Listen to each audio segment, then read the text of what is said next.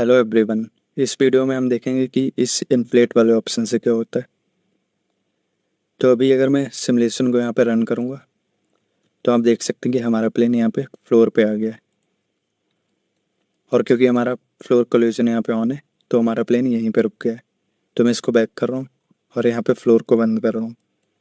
तो आपने भी देखा कि हमारा ये प्लेन डायरेक्टली नीचे आ जा रहा है और इस स्पेयर को ये रीड नहीं कर रहा है।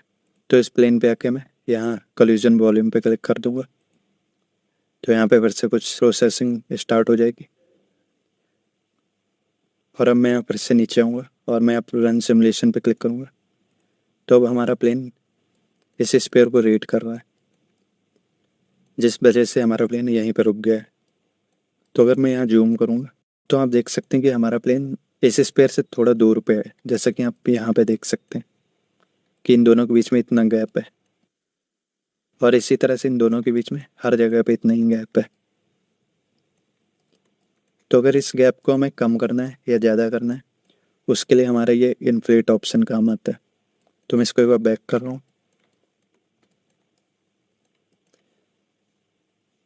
और अगर मैं इस इन्फ्लेट को कम कर दूंगा, फॉर एग्जांपल मैंने इसको 0 कर दिया, तो यहाँ पे फिर से कुछ प्रोसेसिंग स्टार्ट हो गई और अब मैं इसको रन करूँगा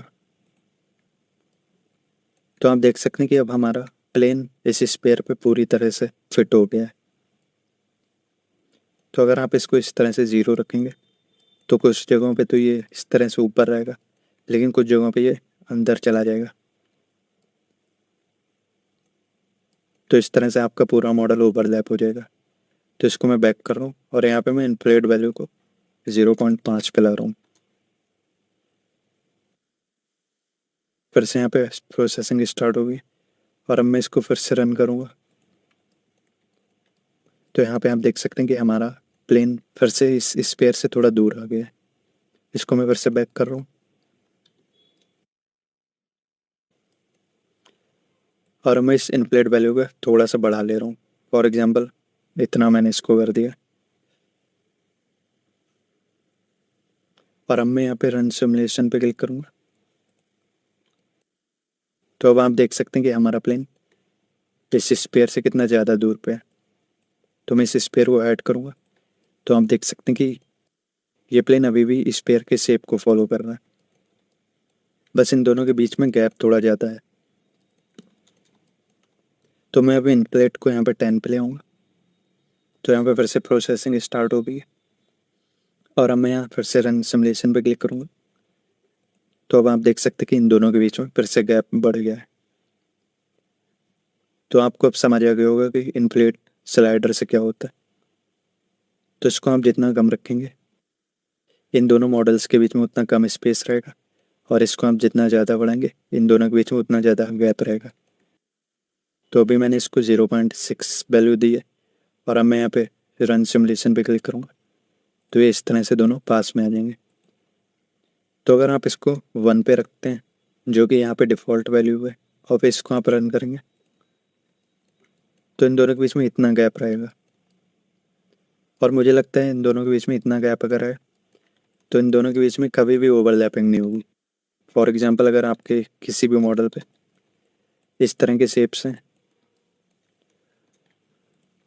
और आप इसको रन करेंगे तो आप देख सकते हैं कि हमारा ये प्लेन इन शेप्स को फॉलो नहीं कर रहा है।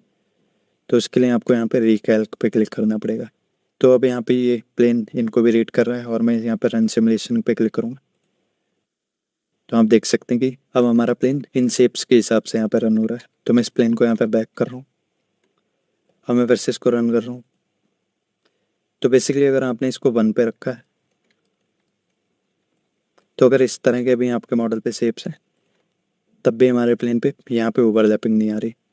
और अगर मैं इसको थोड़ा कम कर दूंगा और मैं इसको फिर से रन करूँगा तो आप देख सकते हैं कि ये वैल्यू अगर कम होगी तो हमारे मॉडल्स के बीच में इस तरह से ओवरलैपिंग आएगी। तो मैं आपको रिकमेंड करूँगा कि आप इस वैल्यू का 1 पे ही रखिए जो कि यहाँ पे डिफ़ॉल्ट वैल्यू होती है, और उसके बाद ही में आप अपने मॉडल्स को सिमुलेट करिए।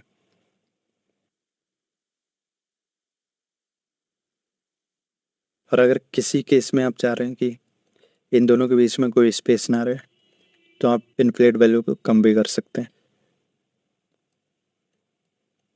तो आपको समझ आ गया होगा कि इन्फ्लेट ऑप्शन से यहाँ पे क्या होता है।